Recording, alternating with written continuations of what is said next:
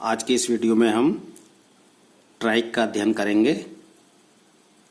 Trike का ISI symbol चित्रानुसार होता है और इसकी संरचना में हम देखेंगे कि ट्राइक एक बाई डायरेक्शनल युक्ति है, अर्थात AC को दोनों दिशाओं में नियंत्रित करती है। AC को दोनों दिशाओं में नियंत्रित करती है।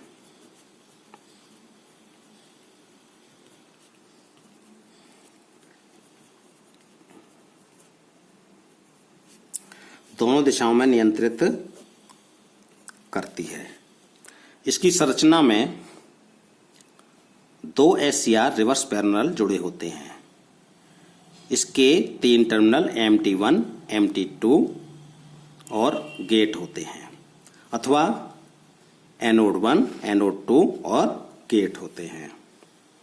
आइए अब इसकी हम वर्किंग समझ लेते हैं, कैसे कार्य करती है। ट्राइक बाई डायरेक्शनल युक्ति है और पॉजिटिव अथवा नेगेटिव गेट सिग्नल से इसको ट्रिगर किया जा सकता है। जैसे मैं यहाँ पर देख रहा हूँ कि जैसे पॉजिटिव और नेगेटिव और गेट सिग्नल। आप देखेंगे कि MT2 अगर पॉजिटिव वोल्टेज पर है, MT1 नेगेटिव वोल्टेज पर, तो इसको हम गेट सिग्नल को पॉजिटिव वोल्टेज दे देते हैं तो ये ट्रिगर हो जाती है, अर्थात इससे करंट फ्लो हो जाती है। इसी प्रकार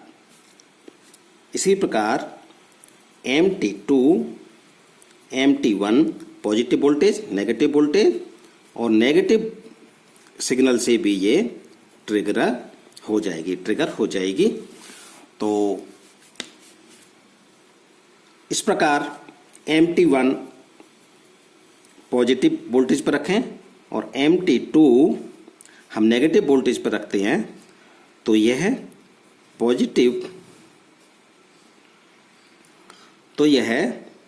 पॉजिटिव वोल्टेज से ट्रिगर हो जाती है।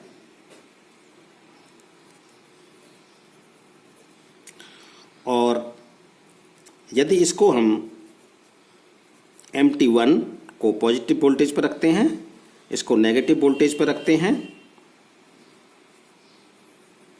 MT2 को, तो यह नेगेटिव सिग्नल से ट्रिगर हो जाती है। इस प्रकार ट्राइक एक बाई डायरेक्शनल युक्ति है जो AC करंट को नियंत्रित करने के काम आती है। इसकी संरचना में इसका ग्राफ देखते हैं। जैसा कि चित्र में मैं आपको बना रहा हूं इसका ग्राफ।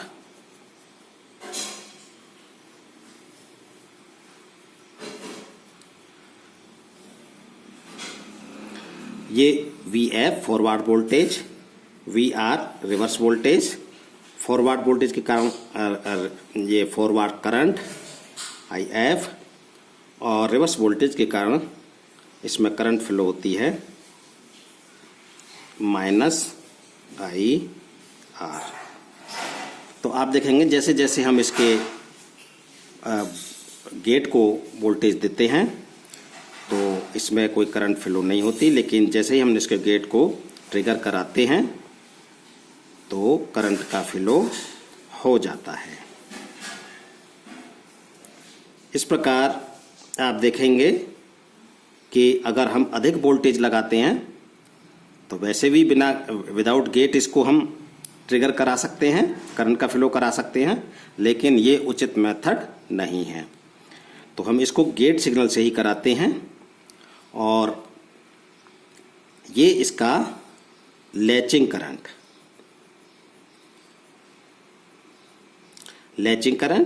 और ये इसका होल्डिंग करंट।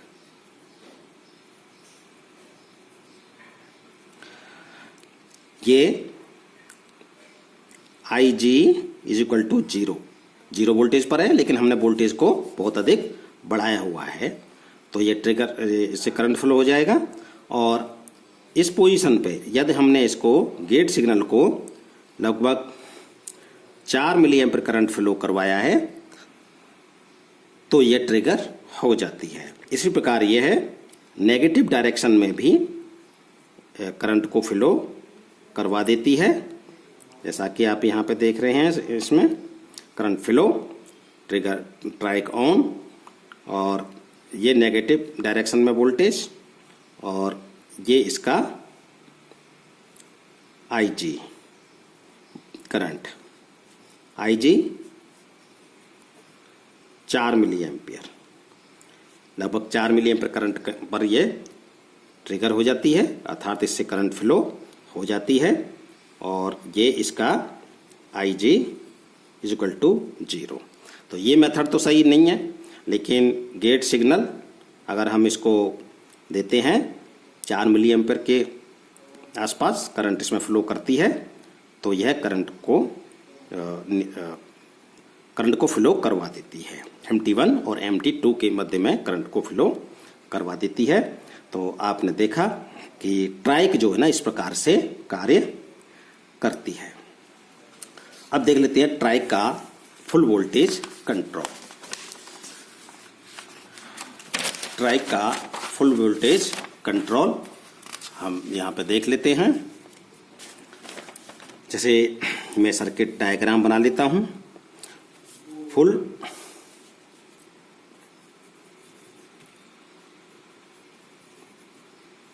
वोल्टेज कंट्रोल कैसे करते हैं? जैसे कि हमने ये एक पावर सर्किट, लोड, ये हमारी ट्राइक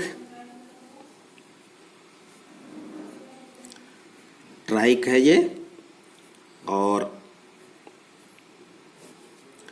ये इसका गेट। तो इसको हमने यहाँ पर, ये हमारा पावर सर्किट हो जाता है, और ये IG यानी कि गेट है, ये हमारा करंट फ्लो करेगा। और यहाँ पर हम देखते हैं ये हमने कैपेसिटर लगा दिया है रेजिस्टेंस ट्रिगरिंग के लिए, और यहाँ से एक रेजिस्टेंस लगाते हैं हम। तो और इस प्रकार यहाँ एक वेरिएबल रेजिस्टेंस लगाते हैं, और इसके साथ इसको यहाँ पर जोड़ देते हैं ये C कैपेसिटर। और ये जो हमारा वेरिएबल रजिस्टर है, ये वेरिएबल रजिस्टर टाइमिंग को कंट्रोल करता है, कैपेसिटर की चार्ज और डिस्चार्ज की टाइम को कंट्रोल कर देता है। ये लोड है, लोड, और ये AC जो सप्लाई हमने इसको फीड की। तो ये ट्राइक, इसका MT1 और ये MT2। तो देखिए ये तो इसका पावर सर्किट हो जाता है जिसमें मेन करंट फ्लो करती है, और ये इसका कंट्रोल सर्किट है जो गेट को सिग्नल दिया जाता है। तो ये RC ट्रिगरिंग में देख रहे हैं इसका हम यहाँ पर फुल वेव कंट्रोल के लिए इसमें किस तरीके से ये कंट्रोल करेगी। तो यहाँ पर AC जो वेव है मैं बना लेता हूँ। जैसे यहाँ पे मैंने एक ये 2 साइकिल के लिए करंट को, AC साइन वेव को बनाया हुआ है 0। तो जो इनपुट साइकिल हमने फीड की है, देखिए अगर इसको गेट सिग्नल को हम इसी तरीके से यहाँ पर देखते हैं, हम इसमें जो हमने इनपुट साइकिल फीड की है, आप देखेंगे यहाँ पर ये इसका ये जो वोल्टेज है, जब गेट डिले होगा यहाँ पे, ये सपोज करो इसका लो पोजीशन, लो सेटिंग है इसकी, लो setting of VR1,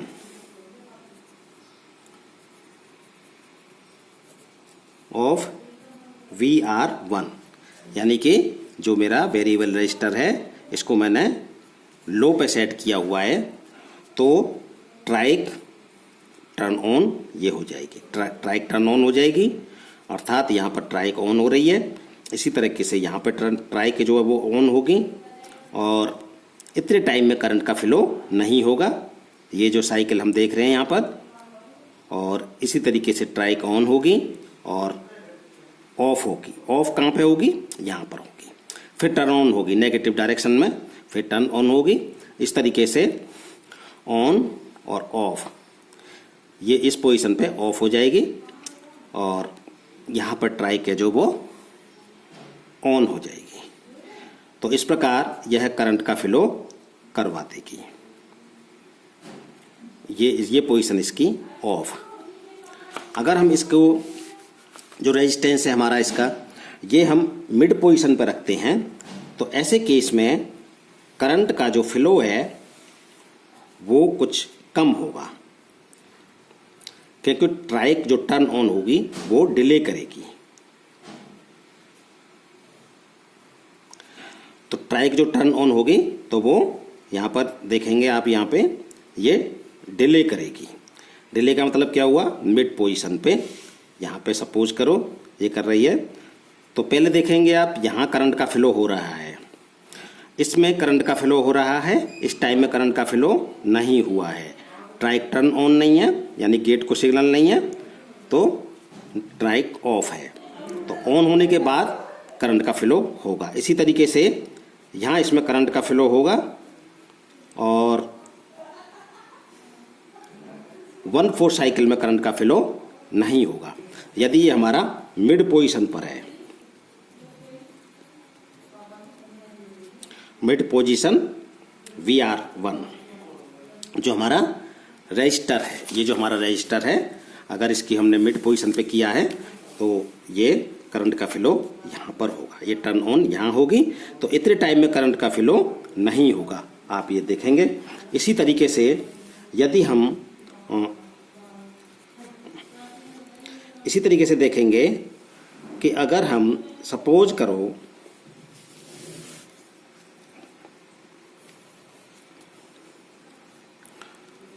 high resistance पे सेट करते हैं VR1 को,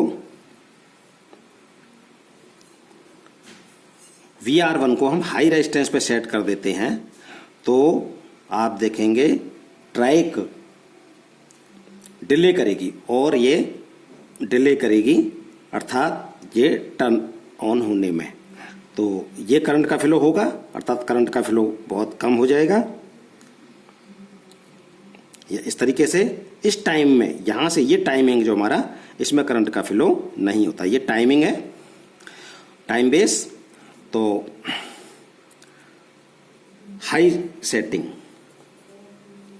हाई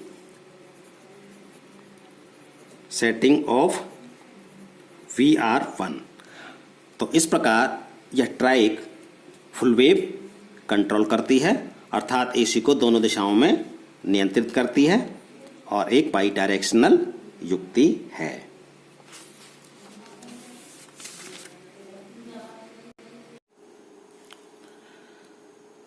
इस प्रकार आपने डाइक की कार्यविधि और फुल वेव कंट्रोल समझा। आइए अब समझते हैं कि इसका उपयोग क्या है। इसका उपयोग AC motor speed control, universal motor की स्पीड कंट्रोल में इसका उपयोग किया जाता है। सीलिंग फैन रेगुलेटर में इसका उपयोग किया जाता है स्पीड नियंत्रण के लिए, और AC थायरिस्टर में इसका उपयोग किया जाता है। तो इस प्रकार AC करंट को नियंत्रित करने वाली एक युक्ति जो है वो ट्राइक है। आइए इसकी हम अब टेस्टिंग समझ लेते हैं। टेस्टिंग में आप देखेंगे कि हम इसको ओम मीटर से बहुत आसानी से इसको हम टेस्ट कर सकते हैं।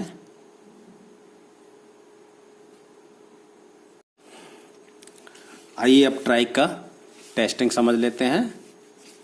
तो इसमें हम देखेंगे कि ट्राइक को जब इसकी गुड कंडीशन के लिए टेस्ट किया जाता है तो ओम मीटर से बहुत आसानी से टेस्ट कर सकते हैं। जैसे metre polarity,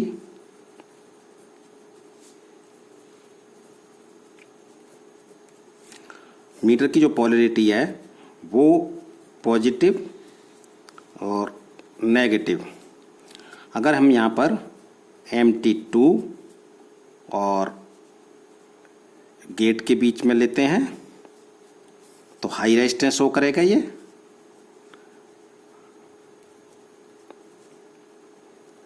high resistance show करेगा। और गेट पर हम अगर पॉजिटिव और MT2 तो ये हाई रेजिस्टेंस शो करेगा।